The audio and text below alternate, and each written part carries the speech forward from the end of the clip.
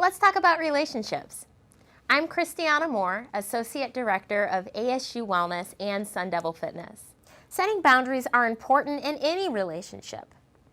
Adhering to these next 5 steps can help you have success in implementing them. First, understand what matters to you and what you value. Have a healthy respect for yourself. Be on guard against verbal, physical, and emotional boundary violations. Maintain responsibility for yourself. And assert your needs and be direct. Let's take a look at a few examples of healthy versus unhealthy boundaries.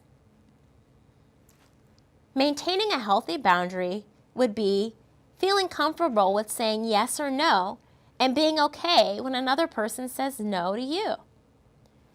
An unhealthy boundary is when you may have a difficult time saying no because you're afraid of rejection or abandonment. Healthy boundary is knowing when the problem is yours and when it belongs to someone else.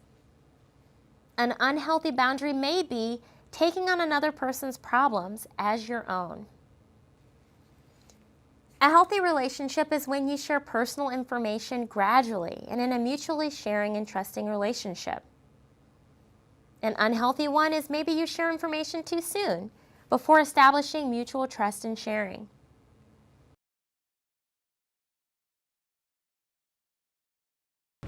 Well, if I had a friend or someone in one of my classes that I noticed was in an unhealthy relationship, the first thing would be to show yourself as someone that supports them and is there for them, someone that they can open up to, because an unhealthy relationship is a very hard thing to admit that you're in, and you can't go up to someone and say directly, you're in an unhealthy relationship or this person is abusive, because then they'll get defensive and that'll only bring them closer to that relationship.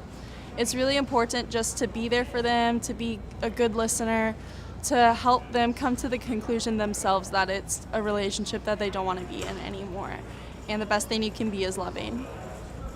Another important thing is to have them identify those behaviors on their own instead of going up and saying, I think you're in an unhealthy relationship and you need to leave, because that will make them feel very defensive, will make them feel like, well, I love this person, so I'm going to stay with them and I'm going to leave this friendship with you. So making sure to ask questions like, well, I noticed he or she did this. How does that make you feel? Those sorts of things, having them pinpoint those behaviors is super important. So it usually needs to come from a place of care and, establishing that the reason you're bringing this up and the whole reason you don't want them to be in that relationship anymore is because you're concerned for them. And it becomes about well-being and understanding that because of usually like power dynamics and the way I think a lot of relationships are nowadays, it's going to have to be their decision to leave that relationship and their decision to see maybe what you're trying to get across.